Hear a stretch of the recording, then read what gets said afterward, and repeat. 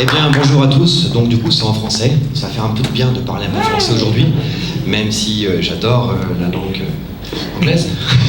Mais je suis un peu plus à l'aise quand même en français.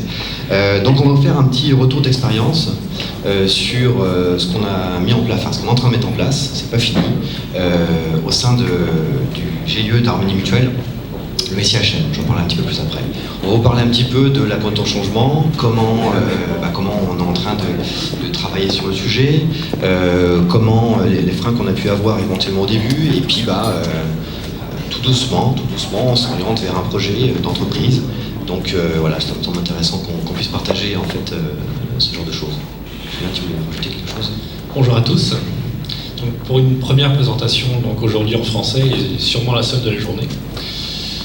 Donc, comme Christophe vous l'a dit, nous allons un petit peu survoler la manière dont nous avons apporté le projet Puppet au sein du GIE SIHM, c'est-à-dire les manières d'avoir de l'acceptation d'un nouveau projet, donc du changement, de la manière de travailler et surtout de l'adhésion des équipes devant par la suite intervenir sur le projet. Alors on a un sommaire qui est assez complet, alors on va tenir, je pense, dans le timing, sinon Karan vous rappellera à l'ordre.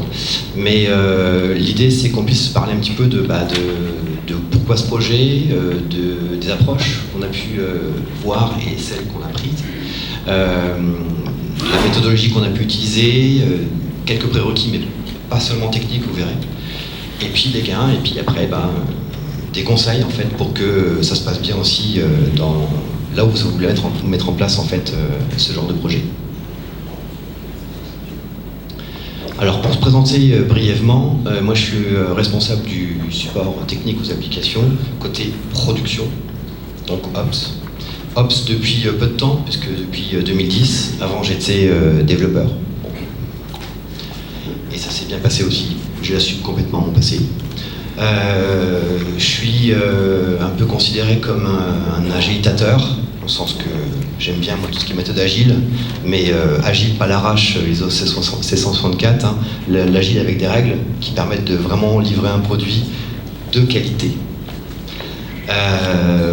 Automation évangéliste, effectivement, moi derrière, dès que j'ai à refaire 2 fois la même chose, ça m'agace profondément, et je suis pas le seul dans l'équipe, donc c'est plutôt bien. Mon équipe en fait a 2 principales activités. La première c'est de travailler sur le run, c'est-à-dire toute la gestion des incidents et des problèmes, donc qui nous prend quand même beaucoup de temps, je dirais même qui nous bouffe beaucoup de temps. Et puis on a une autre activité qui est tout ce qui va être gestion de demande projet, fonctionnel ou technique. Et puis un gros travail aussi d'industrialisation et d'automatisation dès qu'on le peut. Parce qu'il y a quelquefois des solutions qui sont prises par les hautes instances qui ne sont pas forcément automatisables. Et bon, derrière, ils ne comprennent pas qu'on livre moins rapidement. Le SIHM, donc c'est le GIE d'Harmonie Mutuelle. Harmonie Mutuelle, c'est j'en parle un peu parce que comme c'est filmé, mais pas trop on va regarder, donc il faut que j'en parle. C'est quand même la première mutuelle de France maintenant. On gère 4,5 millions de personnes en tout. Et on représente à peu près 8% de part de marché, sachant que c'est un marché qui est très éclaté et très concurrentiel, et que le groupe Harmonie Mutuelle, c'est une union, une fusion de nombreuses mutuelles, d'où l'architecture, d'où l'infrastructure qui est assez hétérogène. Vous allez voir un petit peu après pourquoi. Voilà, je pense que j'en dis assez sur moi là. Donc pour ma part, Julien B, donc à la base infrastructure, j'ai aussi un petit passé de dev pendant quelques années. Maintenant directeur technique donc d'une société qui s'appelle Calco, qui est spécialisée autour de Puppet. Voilà.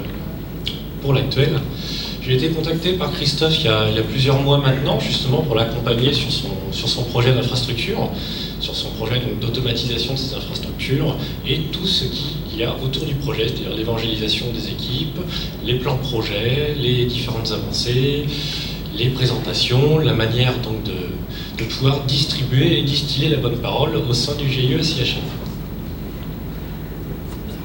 Apparemment, il faut que tu mettes ton micro plus haut. Très bien.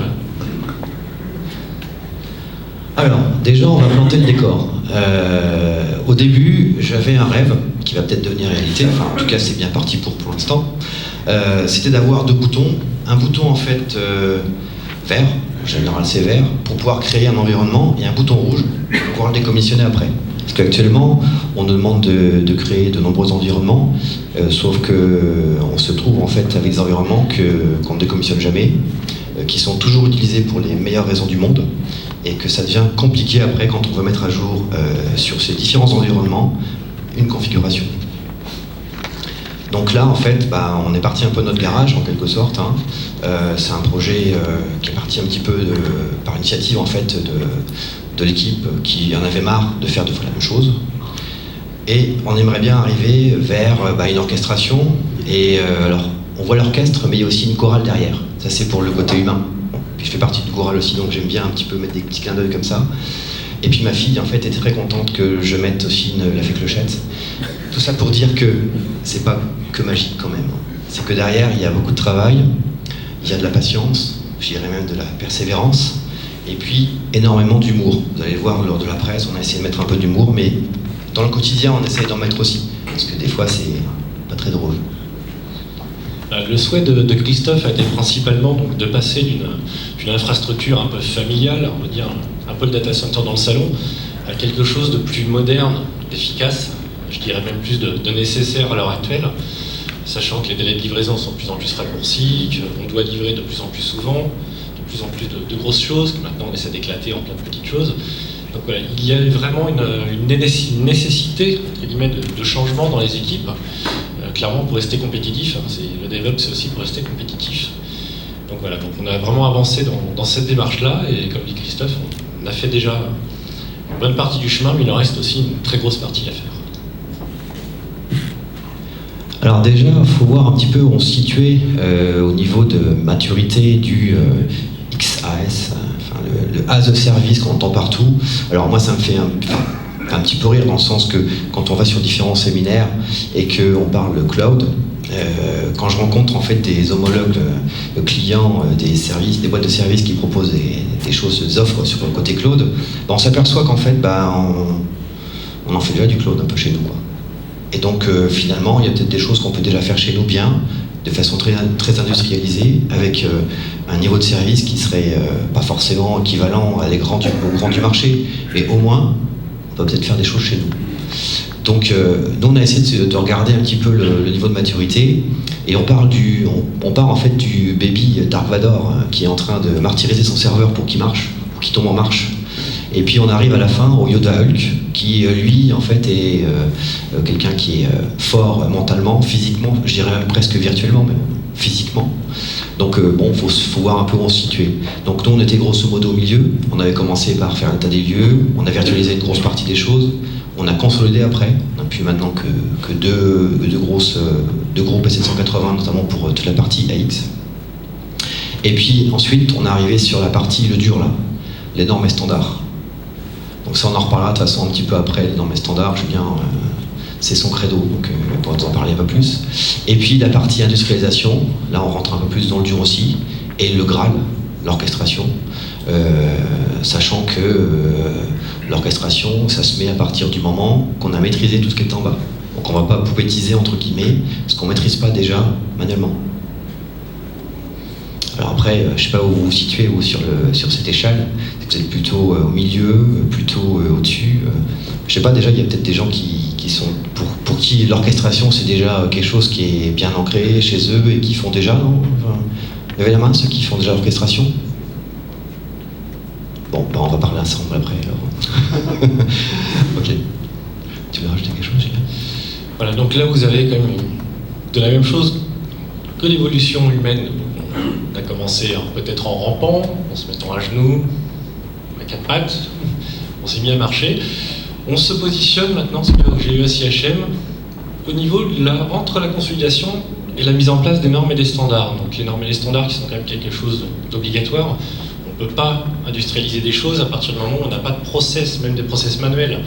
Mais on a donc des process et surtout des normes. Si vous ne savez pas déjà comment nommer vos machines, comment nommer vos file systems, vos LV, vos VG, toutes ces choses-là, le produit ne répondra pas à votre attente, parce que vous n'avez pas déjà les bases sur lesquelles vous appuyez. Donc au SIHM, on est déjà bien avancé sur les normes et standards, on aura même pu déplacer un petit peu, vous êtes ici sur la droite, Mais voilà, en ce moment, on est sur les normes et standards et sur un début d'industrialisation, car oui, ça y est, nous arrivons à délivrer des choses de manière industrialisée. Alors après, le pourquoi du projet, bon, j'en ai parlé un petit peu tout à l'heure, mais on est parti déjà d'un constat. Donc on a brainstormé avec l'équipe, mais pas qu'avec l'équipe, avec d'autres personnes, en fait, pour se dire, voilà, on constate qu'il y a peu de mémoire, en fait, des différentes procédures entre les domaines et entre les services. On a une hétérogénéité aussi au niveau des configurations, donc ça c'est dû aussi à notre passé où on a intégré des mutuelles, donc avec leur IT derrière. Des risques de dysfonctionnement importants, donc ce ne sont pas que des risques, hein, ça a été avéré dans certains cas, comme tout le monde. Hein. Des effets de latence, dans le sens qu'on a certaines fois des demandes, quand on dit le client, entre guillemets, quand on fait une demande de création d'un projet data stage par exemple, derrière, lui il s'en fout de savoir qu'il y a 6 interlocuteurs, quoi, côté production ou pas d'ailleurs. Donc c'était un peu compliqué et du coup ça fait une latence au niveau du service qu'on va livrer. Et puis une partie forcément time to market, on en parle beaucoup, peu d'agilité. Alors après l'agilité, moi je mets un curseur un peu différent sur l'agilité d'entreprise et les méthodes agiles, hein, c'est pas la même chose. Donc voilà, je pense que ça peut vous rappeler quelque chose, ce genre de choses. À mon avis, vous avez déjà dû avoir ce même constat peut-être. Et puis on en est venu en fait à regarder un peu nos besoins plus précisément, donc industrialiser des tâches répétitives, avoir des configurations homogènes, faire en sorte que la sécurité et la maintenance de la configuration soient fiables derrière, et puis tout ce qui est déploiement, pareil. Tout ça pour arriver sur un système effectivement qui soit dans l'état désiré par rapport à des référentiels qu'on souhaitait gérer et partager avec nos différents clients. Et puis surtout, là c'est un petit peu le manager qui parle, mais c'est réduire notre récurrent. Parce que c'est vrai que c'est sympa de faire du chiffre quand on va résoudre des incidents, mais moi c'est pas le chiffre qui m'intéresse. Moi c'est plutôt avoir du travail qui soit, on va dire, un peu faire un peu fun quoi quand même. Et je pense que ce genre de projet peut nous amener. Monsieur Popette, tu peux nous rendre. Voilà, le constat qui a été, et comme dans beaucoup d'entreprises, vous avez des prestataires qui passent, des prestataires qui font éventuellement de la documentation, mais qui reste de la documentation morte une fois que la personne est partie. Vous avez des documents Word dans un coin qui ne pourront pas évoluer. Vous allez avoir des procédures que vous allez peut-être avoir écrit dans un bloc-notes quelque part. Tout ça, clairement, c'est la connaissance que vous allez perdre. Si vous utilisez après des produits comme Puppet, l'avantage c'est que vous inscrivez de la connaissance à l'intérieur du produit et cette connaissance va évoluer. Vous êtes certain que cette connaissance sera réutilisée. On ne va pas réinventer la roue 2 fois, on avance en gros avec de l'existant. L'autre problème qu'il peut y avoir et qu'on a eu, c'est surtout, suite aux différentes fusions et aux différents rachats, aux différents rapprochements, vous avez des SI qui n'utilisaient pas les mêmes OS, qui n'utilisaient pas les mêmes nommages, pas les mêmes conventions. C'est toujours des points très délicats à gérer. Généralement, on préfère effacer l'existant et refaire du neuf. Mais ce sont des périodes de transition. C'est aussi ce qui arrive. Autre chose, les dysfonctionnements. Quand vous allez faire avec une procédure une application sur une machine, dans la théorie, vous faites la même chose sur la deuxième. Mais vous avez toujours des petites modifications qui font que vous n'avez jamais réellement 2 fois la même machine. Qui n'a jamais connu de demander 2 environnements de dev ou 2 environnements de prod et vous avez 2 environnements différents? Parce que les environnements étaient faits soit par des personnes différentes, qui ont des procédures différentes, ou simplement une personne qui a été dérangée, comme ça doit vous arriver clairement tout le temps, en plein milieu de votre travail, et vous avez clairement pas pu faire ce que vous avez fait, vous avez raté une marche. Voilà, donc le but de ce projet, c'est d'essayer de pallier à tous ces soucis, entre guillemets, récurrents qu'on connaît tous, pour arriver à amener une qualité de service et une régularité donc, dans ce qui est livré. Et puis, pourquoi Puppet? C'est parce qu'on avait aussi un sachant dans l'équipe, quelqu'un qui connaissait bien Puppet, et qui a pu nous orienter un petit peu vers cette techno aussi. Alors au niveau de l'équipe, nous on a vu 3 types d'équipes. On a l'équipe qui est capable de faire voler un tank, ça tout le monde a reconnu qui c'était. L'équipe hyper tactique, bon là il y a pas mal de dommages collatéraux mais ça avance bien et c'est très visible.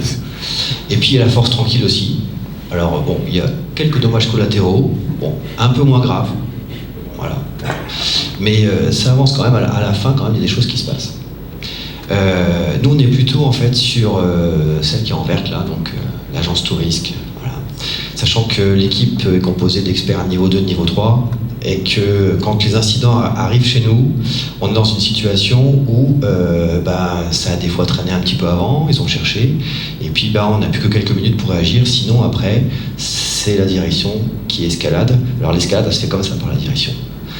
Ça veut dire qu'après, il faut trouver des solutions très vite. Et donc, faire voler un tank, non.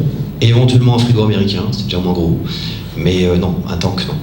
Et l'idée qu'il y avait derrière ça, c'était pour vous montrer que la cohésion d'équipe, c'est super important. Et que si on arrive à faire des choses, et si on arrive à avancer malgré notre schizophrénie génétiquement parlant, quand on fait du run et du build, et qu'on a un instant de production, on pose le stylo, on fait la prod. On n'a pas le choix. Donc là, derrière, c'est pas évident. Il faut pouvoir gérer. Et si on n'est pas soudé au niveau de l'équipe, on n'y arrivera pas. Et tout ça dans la bonne humeur.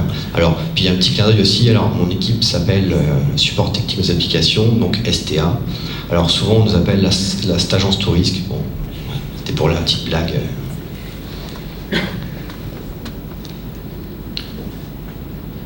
Alors, deux approches possibles. Une facile et une laborieuse. Alors, devinez laquelle on a pris. On n'a pas vraiment eu trop le choix, mais bon. Donc là, on a discuté avec Julien et on s'est dit on va essayer de détailler un petit peu les deux approches, même si on a choisi une qui était différente. Voilà, donc généralement sur ce type de projet d'industrialisation, vous avez deux approches. Soit l'approche portée par une équipe, parce que c'est un outil qui a été détecté par une équipe comme pouvant répondre à vos problématiques. Soit c'est un projet, un souhait de la direction. Et dans ce cas-là, l'avantage, c'est que tout le monde rame un petit peu dans le même sens. Et c'est tout de suite beaucoup plus simple pour arriver à fédérer les gens derrière votre produit, derrière votre projet.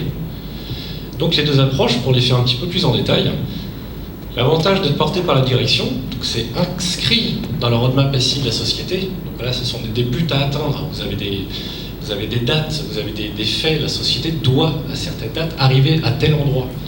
Vous avez une obligation d'adhésion commune.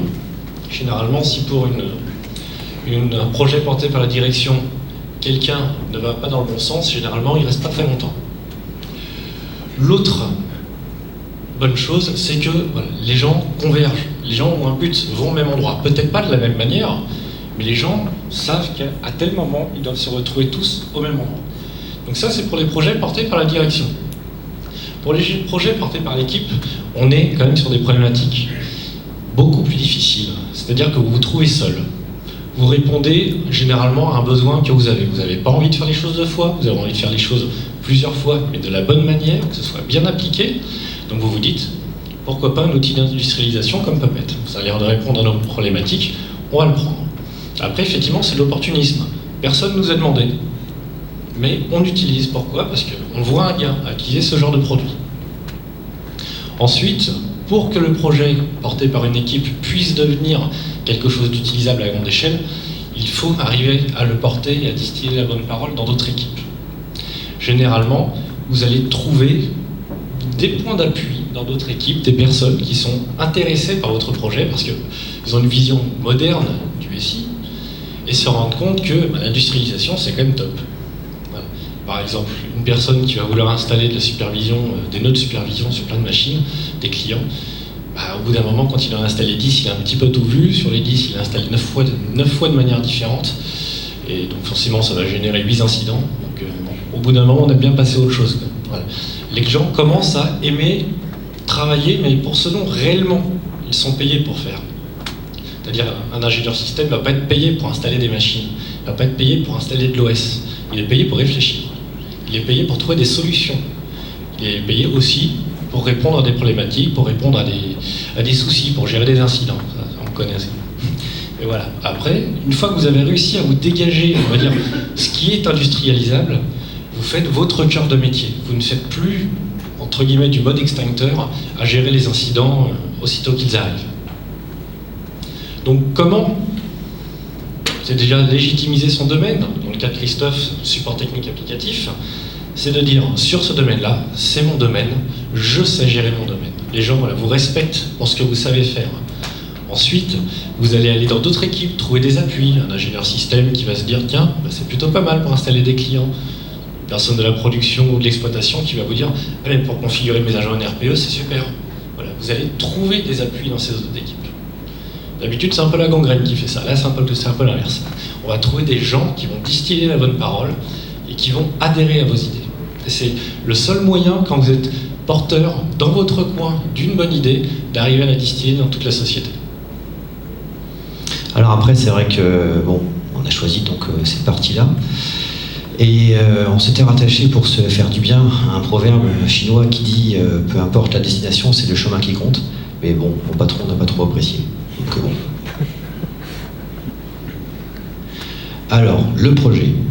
Donc du garage, après, c'est devenu un projet. Le projet qui s'appelle STI et qui veut dire socle technique d'industrialisation. Alors, dedans, l'idée, c'était de pouvoir faire du provisioning et maintien des plateformes et applications optimisées et adaptées aux services to market. Bon, ça fait un peu lourd, mais c'était pour que nos chefs au-dessus, si on leur parle de trop technique, ça ne passera pas forcément. Donc c'était très bien qu'on puisse mettre un petit peu en français. Et ils voulaient absolument qu'on ait le mot service, donc service to market. Donc c'était important aussi de le noter, c'est qu'il y a tout ce qui est service quelque chose, de toute façon maintenant c'est un petit peu à la mode. Donc voilà. En termes de briques, on a deux briques principales. On a une première brique qui est une brique d'intégration continue, dans laquelle on va retrouver les standards du marché, donc les Git, Jenkins, etc.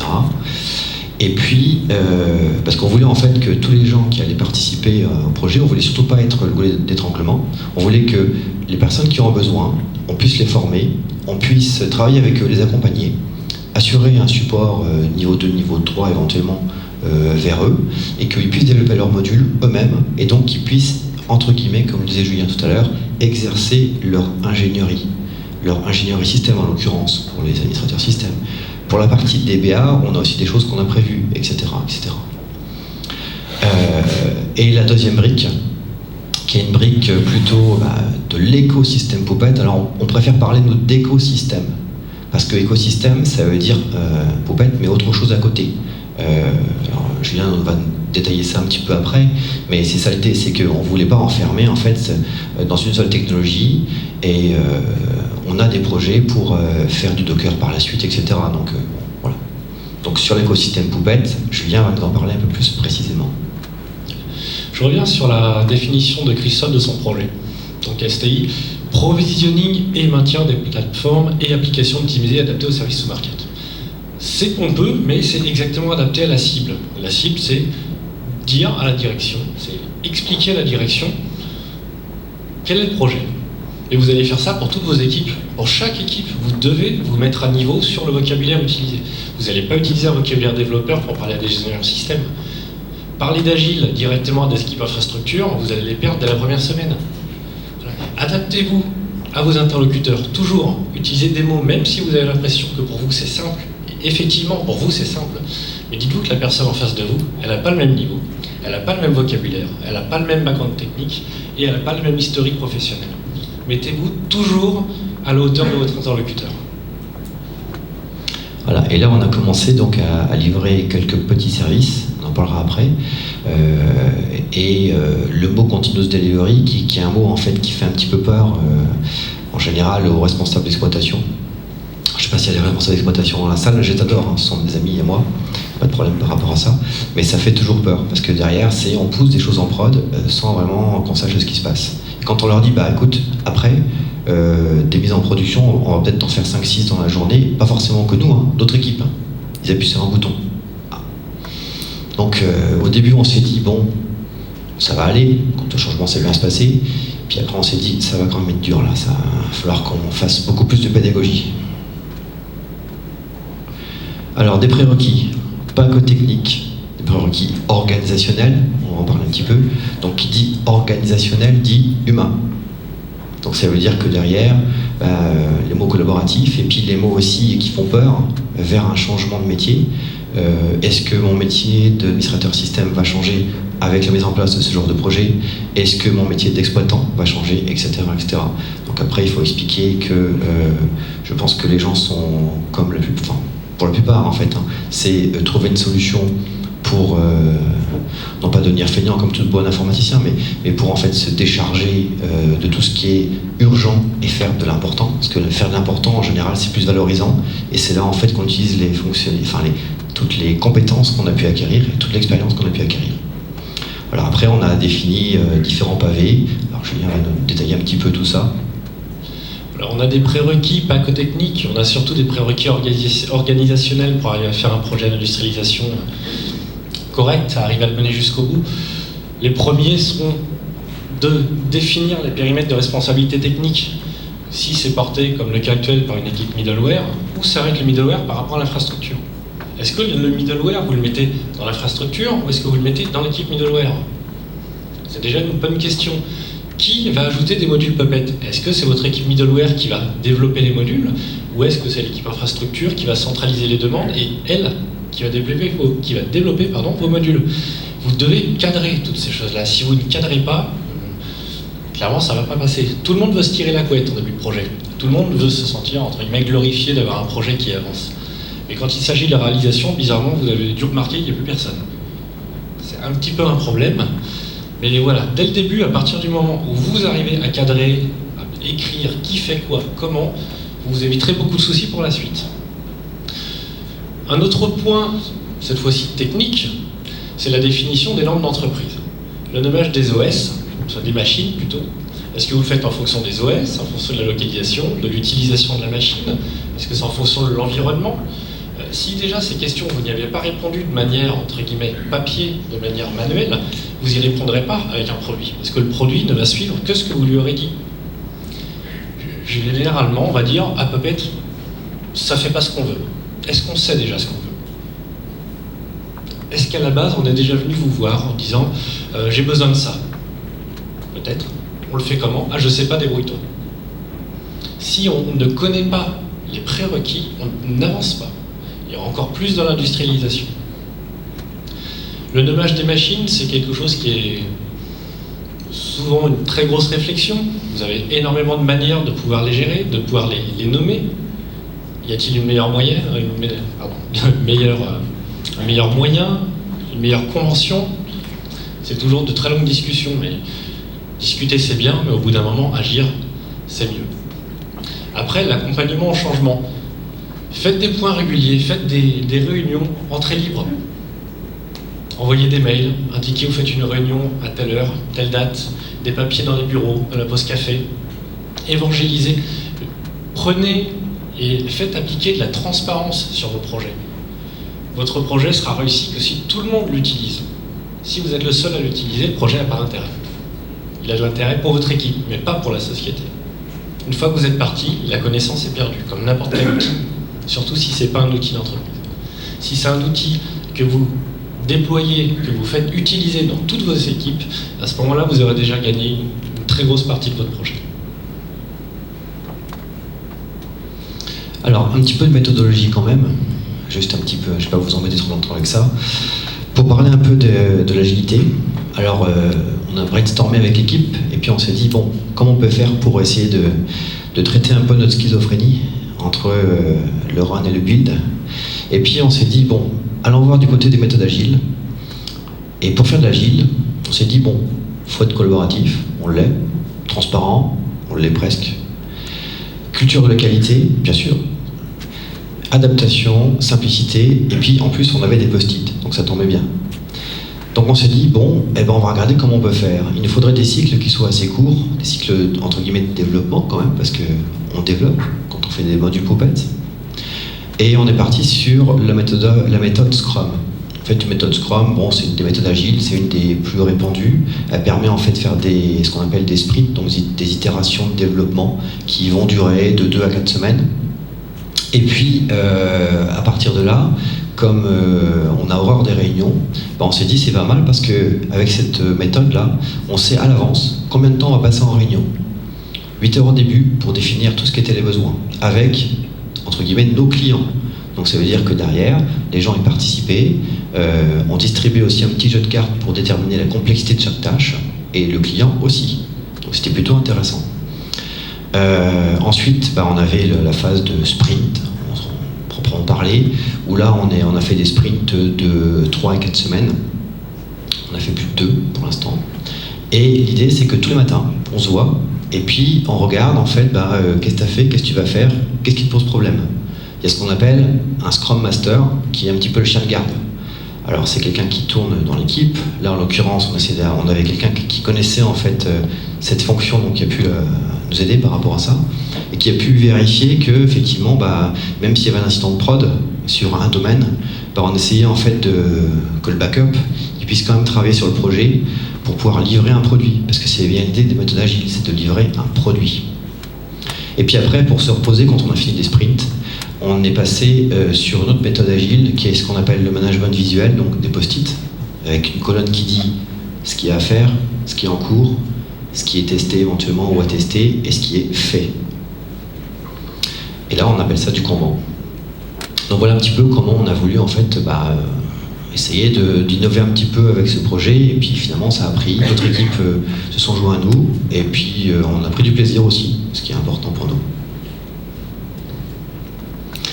Alors là on va parler de se donner toutes les chances.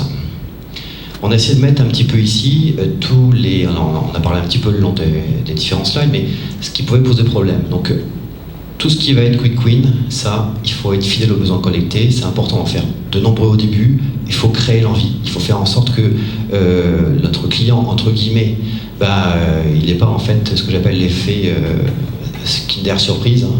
C'est bien, il y a du chocolat, mais la surprise derrière, on ne sait pas ce que c'est. Des fois, on attend une voiture et puis on a une princesse. Quand on a un garçon, c'est pas évident, quoi. Et l'idée aussi, c'est de pouvoir respecter les gens. Ça, c'est super important. C'est-à-dire qu'il y a un savant dosage entre l'ego et l'estime de soi. Alors oui, on est content de faire un projet, on se dit, ouais, c'est porteur, tout ça. Mais à un moment donné, on dit, bon, allez, hop, là, on va faire en sorte que la personne qui est en face de nous, elle ne connaît pas forcément les méthodes agiles, elle ne connaît pas forcément ce produit, tout ce que ça pourrait faire, tout ce que ça peut lui apporter comme bénéfice après. Allez, on va faire un peu de sympathie, un peu d'empathie, et puis ça va le faire. Et donc derrière, humour tu feras, patient tu seras. C'est vraiment le cas. Hein. Il faut éviter aussi tout ce qui est anglicisme à outrance. Ça derrière, c'est quelque chose qui peut être un peu rédhibitoire par rapport à certaines personnes. La schizophrénie, du run et du build, j'en ai parlé. Là, quand je dis le management doit aider, c'est-à-dire qu'il faut faire en sorte que donner des moyens en fait aux personnes qui soient déculpabilisées s'il y a 2 incidents de prod et que il y a déjà des gens qui peuvent travailler dessus, même s'ils ne sont pas forcément sachants sur le truc, c'est pas grave, on les laisse travailler dessus, et la personne qui travaille en fait sur une tâche pour livrer une fonctionnalité du projet STI, continue à travailler dessus, quoi. Et puis il y a aussi ce que j'appelle le syndrome Benioff-Marcel. Alors ça, c'est parce que j'aime beaucoup le film, c'est un film qui est super, je trouve. Il parle beaucoup, il est très philosophique. C'est être très enthousiaste au début, et puis tout le monde nous porte, quand on est au bistrot, ça, tout le monde est sympa, on sort du bistrot, machin, et puis quand on est face à César, Benioff-Marcel, qui était Coluche en l'occurrence, il se retourne, puis il n'y a personne derrière lui, quoi. Et puis il finit en tôle. Donc ça veut dire que derrière, si on y va seul, c'est mort. Il faut y aller avec des alliés qui peuvent être la direction, des alliés qui peuvent être d'autres services qui ont des besoins, qui y croient aussi. Et puis derrière, ce qui est super important, partager les succès. Si on ne partage pas les succès, c'est nul. On n'est pas DevOps, on n'est pas dans cette culture de justement décloisonner pour que ça fonctionne mieux entre nous, quoi. Tu veux rajouter quelque chose Oui, au sujet des quick wins, donc pour reprendre l'expression de Christophe, c'est quelque chose de très important dans l'évangélisation et dans l'adhésion. Vous allez avoir par exemple une équipe d'exploitation qui va juste vouloir déposer un fichier sur une machine. C'est simple, mais quand vous avez 600, 700, 1000, voire même 2000 machines, déposer un fichier, ça devient quand même toute une aventure, surtout pour être sûr que le fichier y est. C'est là où vous pouvez gagner clairement des adhésions sur votre projet. Des gens vous demandent des tâches pour eux compliquées, mais pour vous, avec vos outils simples. Et c'est là, clairement, vous avez une grosse valeur ajoutée pour l'évangélisation. Vous assurez qu'un service est démarré sur toutes les machines. Vous faites un script bash, c'est sympa. Ici derrière, vous faites, on va dire, un petit code Puppet, vous êtes dans les 30 minutes, vous êtes sûr, vous avez les rapports, vous êtes content, tout le monde est content. Là, vous avez gagné, la personne en face. La même chose sur des configs bash, par exemple, sur des configs SSH. Si vous pouvez déployer des configurations rapidement, beaucoup plus rapidement d'une manière entre guillemets itérative, avec un script, avec une boucle, tout le monde en fait, et bien là déjà vous aurez gagné les personnes en face. À partir du moment où vous arrivez, vous répondez à une problématique, vous la prenez en charge généralement sur la première fois, mais que par la suite, vous donnez les clés du camion à cette personne pour qu'elle arrive à se débrouiller seule, qu'elle puisse elle-même répondre à ses besoins par la suite, vous avez gagné une personne qui va vous évangéliser et qui sera derrière vous quand vous serez face à César. Pour la suite, l'anglicisme, tout le monde le fait, par contre on est en France. En France, on n'aime pas l'anglais. C'est comme ça, on parle mal anglais, on n'aime pas l'anglais. Pas tous l'anglais. Il y en a qui aiment bien, si on aime bien. Voilà, on a choisi de faire cette formation, cette présentation en français, justement, parce que pour nous, c'est comme le langage maternel pour peut-être 90% d'entre vous. Et simplement, c'est plus facile pour nous de comprendre, de transmettre nos idées. Et à l'intérieur de nos sociétés, généralement, vous allez parler en français, même si vous allez faire vos documentations en anglais. Mais combien de fois vous avez dû voir des documentations qui ne reflétaient pas l'idée que la personne a voulu en faire passer au début?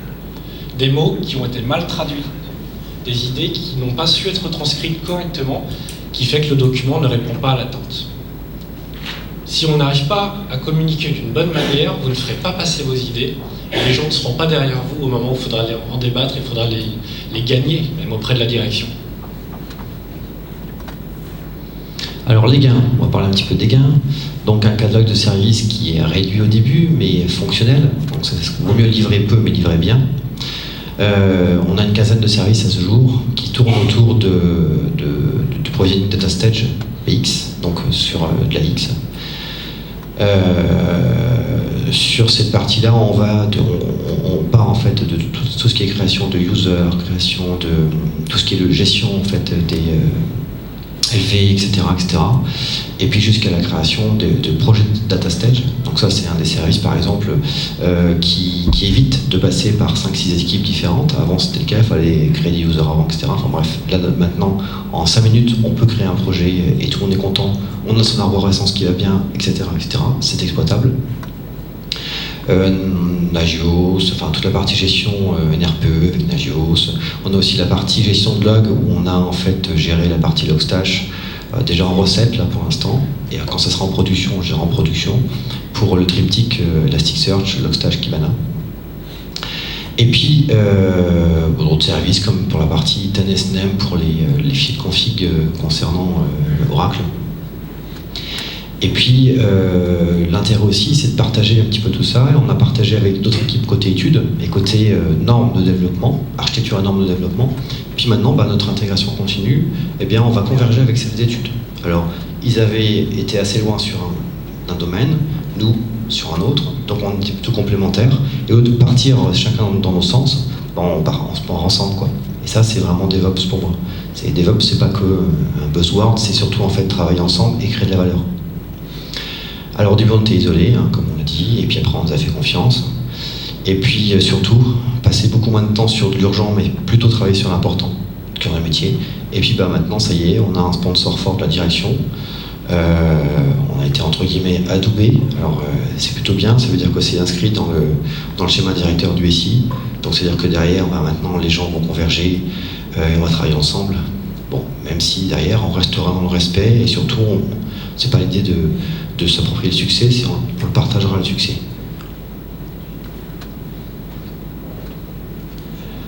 Alors pour finir, les facteurs clés de réussite.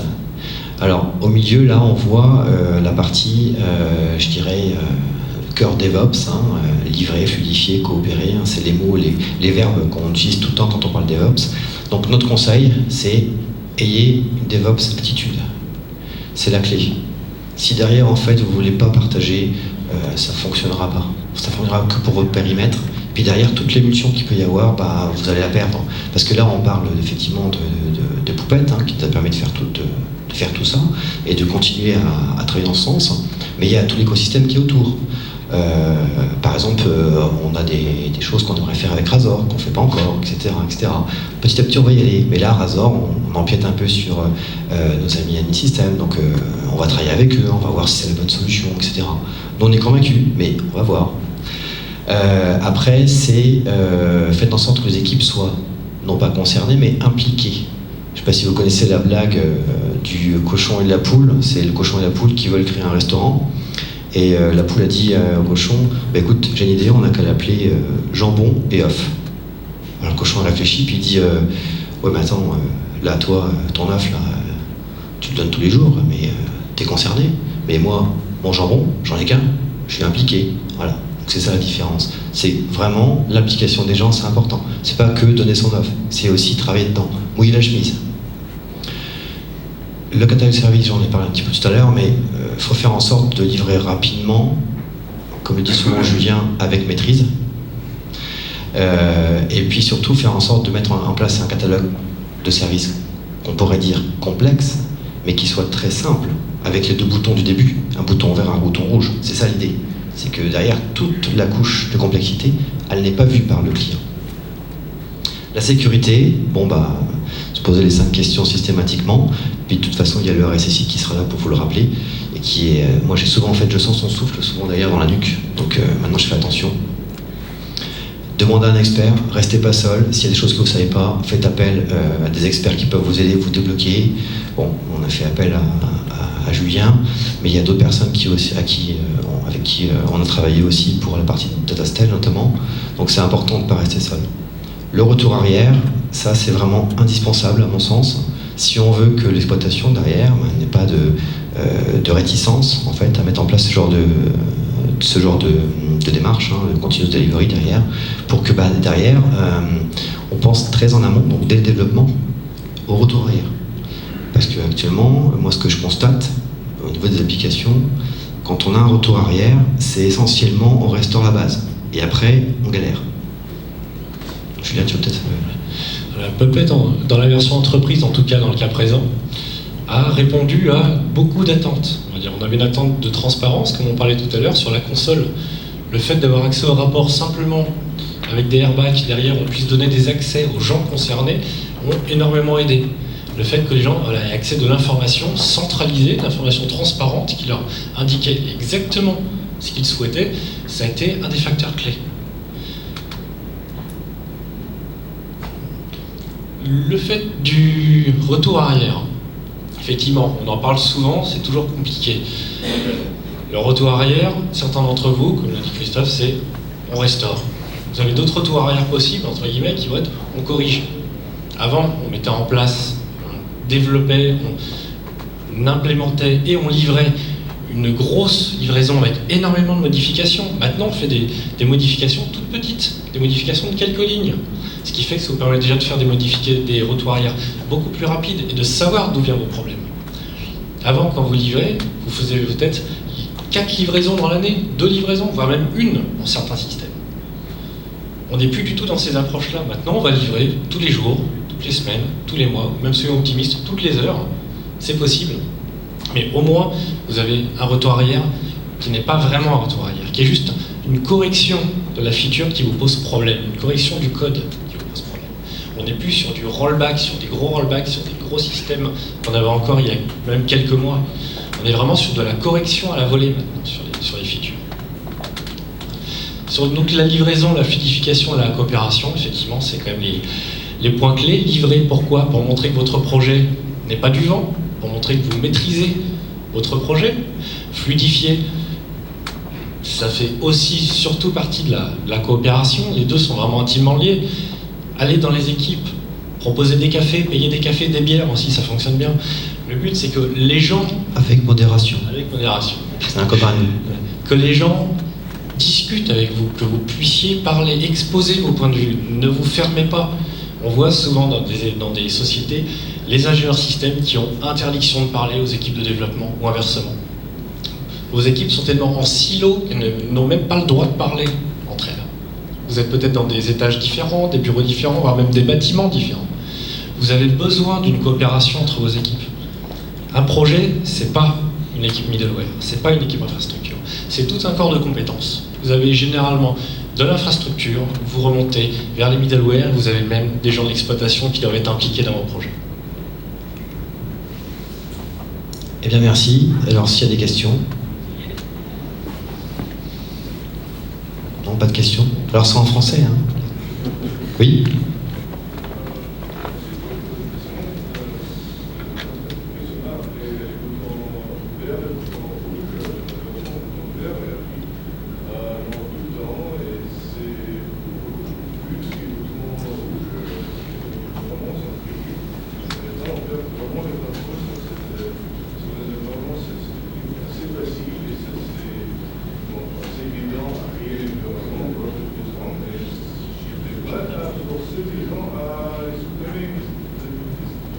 Oui. Oui. Alors effectivement, c'est un problème qu'on peut constater. Alors, dans le service qui est au-dessus de moi, en fait, on a aussi la gestion des environnements. Donc ça, c'est mes petits camarades d'à côté. Alors eux, ce qu'ils ont mis en place, c'est une espèce de contrat qui va être avec une espèce de monnaie virtuelle, entre guillemets, où à partir du moment où on va créer dans un environnement, derrière, il faudra en fait rattacher ça. Donc ça aide beaucoup. Le fait qu'effectivement, derrière on rattache, on dit voilà, ton environnement, tu ne l'auras que pour tant de mois, ou tant de semaines, point barre. Après, je ne le gérerai plus. Si tu veux que je le gère, bah, tu feras tout le processus de demande d'achat, de machin, etc. pour avoir une ressource pour le faire, et ça coûte temps. Là, ça commence à réfléchir un petit peu plus. Là, actuellement, on est dans une situation où, par exemple, sur notre cœur de métier, on avait 34 environnements. Pour la partie, notre cœur de métier, c'est de rembourser les adhérents, en fait. Et donc, 34 environnements à gérer, c'est une horreur, quoi. Donc, petit à petit, on en supprime, on en décommissionne. Et sur la partie commerciale, qui est à base de Cybelle derrière, bah là derrière, les environnements en fait qu'on a pu créer, il y a quelques-uns qu'on réduit. On les supprime même et on force en fait nos amis aussi études et avec nos amis métiers à mutualiser leurs recettes. Et en plus ça leur va bien, comme ça ils peuvent recéter plusieurs choses à la fois, quoi. Donc si vous voulez en fait, à mon avis, à mon sens, faire en sorte que le bouton vert ne soit pas utilisé de façon abusive, déjà il faut le limiter. Et puis deuxièmement, il faut rattacher ça à du cash. Et à partir de ce moment-là, ça va se calmer un petit peu. Oui. Oui, si j'ai bien compris, il y a d'une part votre équipe, vous faites tout ce que vous avez présenté, et il y a une équipe infrastructure système, et il y a des développeurs. Oui. Ce que j'ai pas compris, c'est l'équipe système, ils font pas du tout de Puppet, ou alors vous collaborez à la même base de code? Alors, l'équipe système, justement, nous on était légitime sur le middleware et toute la partie applicative. Donc on commençait, je dirais, on était à la frontière de l'OS, la frontière de l'OS, de la fin de l'OS, on va dire. Sur la partie X, on est allé beaucoup plus loin. Et par contre, effectivement, on était légitime sur le middleware. Donc là-dessus, on a commencé, et après, on leur a expliqué. Alors au début, ils étaient un petit peu réticents, et maintenant, on travaille ensemble. Donc effectivement, il y a les équipes système à côté, avec qui on a eu quelques difficultés au début, hein, ça c'est clair. Hein, mais quand ils ont compris qu'ils allaient en fait travailler vraiment leur ingénierie de système, ils allaient pouvoir le mettre en œuvre. Vraiment, là ça se voit, c'est visible. En plus, puis nous derrière, on arrive, on va promouvoir le truc en disant voilà, là ils arrivent à faire ceci, à faire cela, c'est super, on reste très positif. Ça commence à prendre un petit peu. Ça c'est pas forcément évident parce que au début, ils avaient leur méthode, ils sont tellement pris sous le récurrent qu'ils n'arrivaient pas à s'organiser par rapport en fait, à l'important qui est derrière tout ce qui est procédure, quoi, en fait. Donc effectivement, ouais, c'était un petit peu délicat au début, et puis petit à petit, ça commence à converger vers le bon, là. Et du coup, vous contribuez plusieurs équipes sur la même base de code Puppet pour définir la configuration. Alors, en fait, c'est pour ça qu'on a mis en place une brique d'intégration continue. C'était pour qu'on a mis en place un template qui est le même pour tout le monde, la même façon de développer. Julien a mis en place des guides de développeurs et toute une série de documentation très très simple. On a par exemple un guide dans lequel on a le top 10 de ce qu'il ne faut pas faire quand on va faire du Puppet, par exemple, etc., etc. Et en faisant ça, on fait de la pédagogie. On leur a même fait une petite formation. Je leur ai fait une mini-formation. Alors, c'est pas vraiment une formation, c'est une passion de connaissance, on va dire, d'une demi-journée, parce qu'ils ont peu de temps aussi. Et on a pu collaborer ensemble par rapport à ça. Au moment de la création des modules sous Git, vous donnez des accès à des utilisateurs. Sur des modules middleware, vous n'allez pas donner des accès à des équipes système. Et inversement, des modules système ne pourront pas être modifiés par des équipes middleware. Donc dès le versionning, vous mettez des droits sur les briques de code par rapport aux équipes. Donc, ce qui fait qu'une équipe middleware n'interviendra pas sur une brique infrastructure. Si jamais il y a un module de chez vous et un module d'ailleurs qui rentre en conflit, il y a quelqu'un qui va faire un changement et c'est l'autre équipe qui va pousser le déploiement et que ça pète au moment de déployer. Qui c'est qui va gérer l'incident? Les plateformes de test, donc là, heureusement, sont là pour ça. Et ensuite, en fonction du problème, ce sera soit l'équipe middleware aura été trop loin, soit l'équipe système aura été trop loin. On est toujours après sur la manière dont le domaine aura été tranché, où les limites de responsabilité auront été placées. Si on rencontre ce genre de problème, c'est qu'à un moment, une équipe a outrepassé sa limite.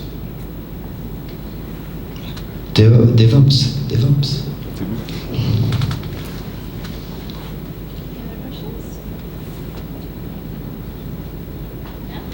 Excellent. Excellent. Thank you so much.